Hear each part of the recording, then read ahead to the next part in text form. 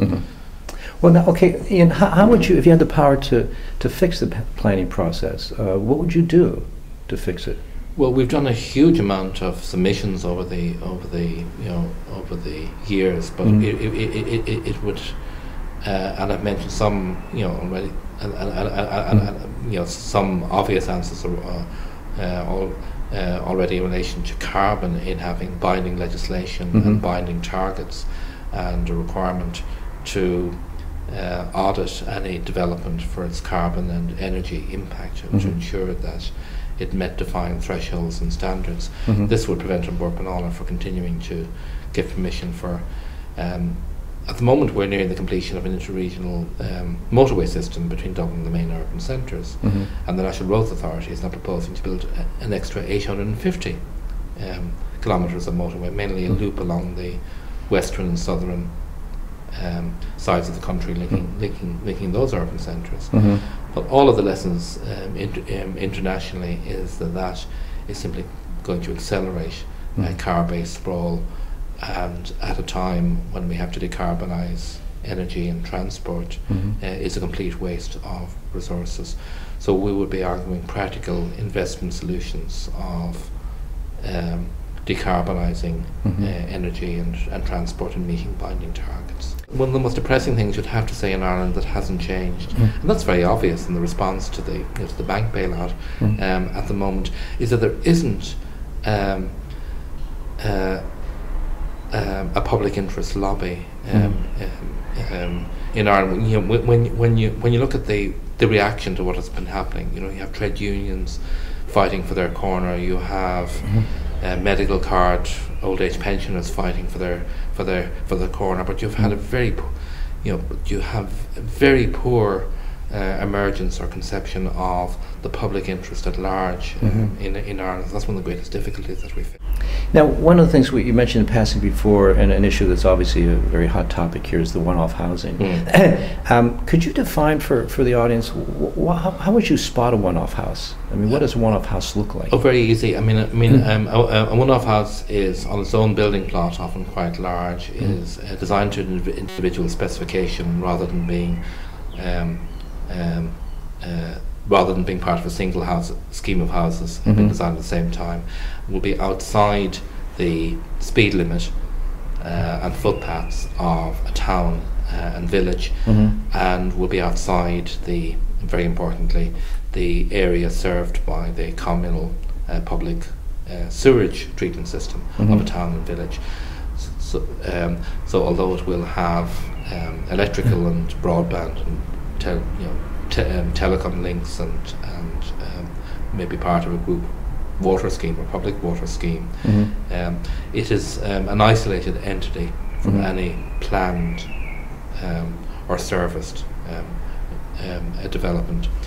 And the extent of the percentage and number of these houses is uniquely our Irish problem, and that's not being accelerated with the speculative housing collapse, because we now have a situation that 80% of the houses built in Galway County last year were one-offs. It's been over 60% in other counties. And it's a uniquely Irish problem. Americans would call it ridden development. It's been identified as a problem for decades. But so you would not consider a scheme of 3 or 4 houses outside the limits, outside the infrastructure, to be one-off housing? Oh, it could be, yes. If a scheme, very often 2 or 3 would be put together, but those aren't really schemes.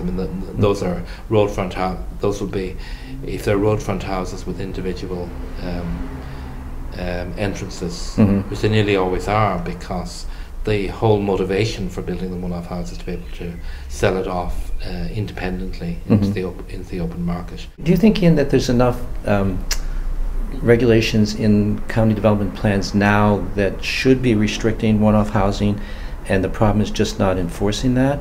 Or do you think we really need to develop within the county development plans a lot more controls? And I guess the following question is, should that be done at a national level?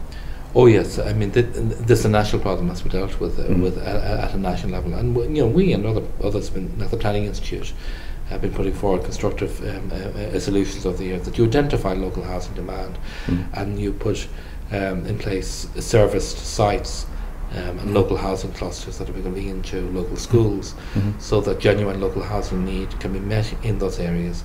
But as long as somebody can have the untaxed gain of building a house on family land, either for their own use or to sell it off, the problem is going to continue. So there has to be an appetite to dealing with this, with the massive tax evasion that this represents, because it's really a form of, you know, we have a situation, the majority of our houses being built, as we now have entered into a slump, are one-offs. 80% Galway is quite. 80%. The 80% figure in less than the Galway County area is really startling. Right, and it was fairly high in throughout the island. Yes, and there's a direct relation to it's a self-reinforcing pattern, that if you that in those areas where there was poor planning in the 1960s, you now have the children of those initial one-off house builders demanding the right then to in turn build more one-off houses in those areas, and that is perpetuating this completely unsustainable road front urban development, car-based sprawl lifestyle. So it's become a birthright in some ways. Yeah, and the lobbying is hilarious and it's self-delusional. These people, you know, there's a lobby group called the Irish Rural Dwellers Association, and these aren't rural dwellers. This is a suburban lifestyle planted in strips across the country, which is entirely based on the car and supermarket, and is unrelated to the land on which it's based, and is highly damaging. And it's when you look at the per capita environmental impact of those houses and the service demand is quite startling. You don't see the same problem then happening in Northern Ireland with one-off housing? Nothing to the level that we have in the Republic, though the figures by Northern Ireland were considered highly problematic relative to the rest of the UK.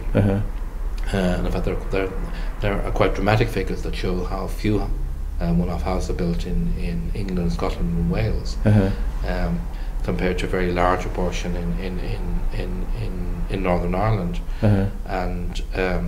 but the Northern Ireland, by UK standards would be seen to be very poor, particularly in certain counties like South Armagh. But the situation is significantly worse than across the border, significantly more lax. Well, we're going to look for you to make sure that we keep an eye on that laxness, if you would, okay? Certainly. And we appreciate your conversation today, and thanks very much.